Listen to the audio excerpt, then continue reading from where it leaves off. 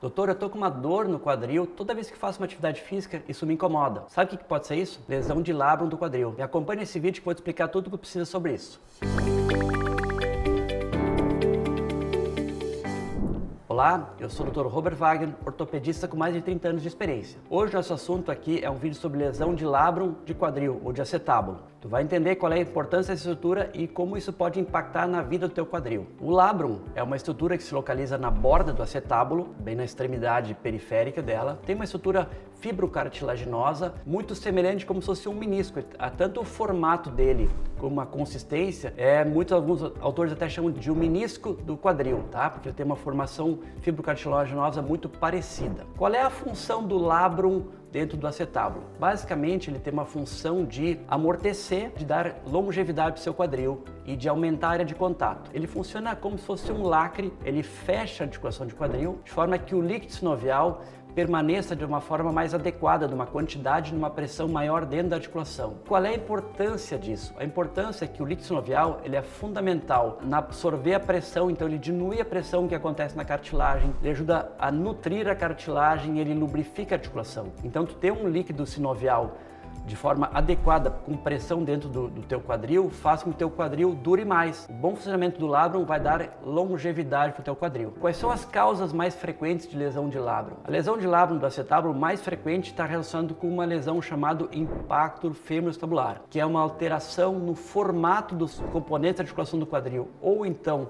da cabeça femoral, ou então do acetábulo. Você tem um formato um pouco assimétrico e começa a fazer esse impacto, e esse impacto então acaba provocando uma lesão dessa estrutura que é mais macia, mais mole, que é o labrum. Então a grande maioria das vezes a lesão de labrum está associada com o impacto femoroestabular. Porém, existem outras situações que também podem provocar isso de forma menos frequente. Então, displasias de quadril, hiperlaxidão ligamentar, traumas, então são situações que também podem provocar alguma repercussão sobre o labrum. Qual é o quadro clínico da lesão de labrum? É basicamente dor, uma dor bem característica, uma dor na região da virilha, uma dor que pode irradiar para a coxa e que pioram com alguns movimentos de flexão, alguns movimentos bem específicos, alguma atividade física. Mas existe um fato interessante, aproximadamente 15% dos pacientes com lesão de labrum não tem sintoma. Então, às vezes, tu vai fazer um exame por um outro motivo e vai identificar lá a lesão de labrum. Tá? Mas basicamente o sintoma é dor na região inguinal, na virilha, que pode irradiar para a coxa. Como é que a gente faz o diagnóstico disso aí? Basicamente, então, é com uma história clínica, A gente faz alguns testes clínicos também,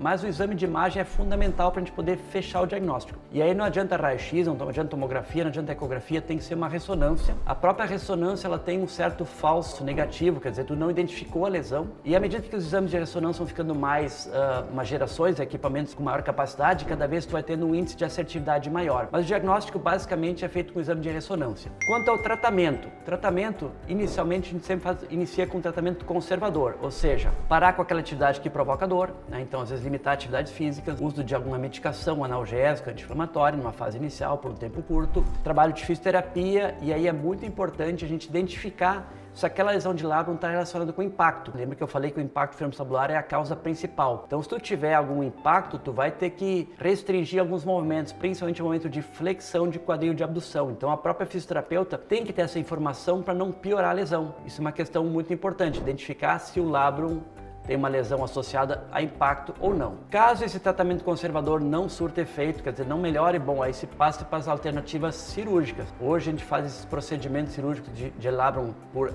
artroscopia. Pode ser feito, às vezes, ou a correção da lesão, ou às vezes a remoção dela. Então, existem algumas questões técnicas que eu não vou entrar muito em detalhe, mas assim, existe uma situação que deve ser corrigida cirurgicamente quando o tratamento conservador não funciona. Eu comentei há pouco que existe uma situação de associação de lesão de labrum com impacto femoroestabular. Então tem aqui em cima um videozinho que fala especificamente sobre impacto femoroestabular. É muito bom o vídeo, clica ali para dar uma olhadinha, tu entender um pouco melhor esse processo todo. Aproveita já, se tu está gostando do conteúdo, se está achando ele útil, clica aqui, te inscreve no canal, dá o teu joinha e compartilha esse vídeo com mais pessoas. Ficou com alguma dúvida a mais? Deixa nos comentários que assim que for possível a gente responde com o maior carinho.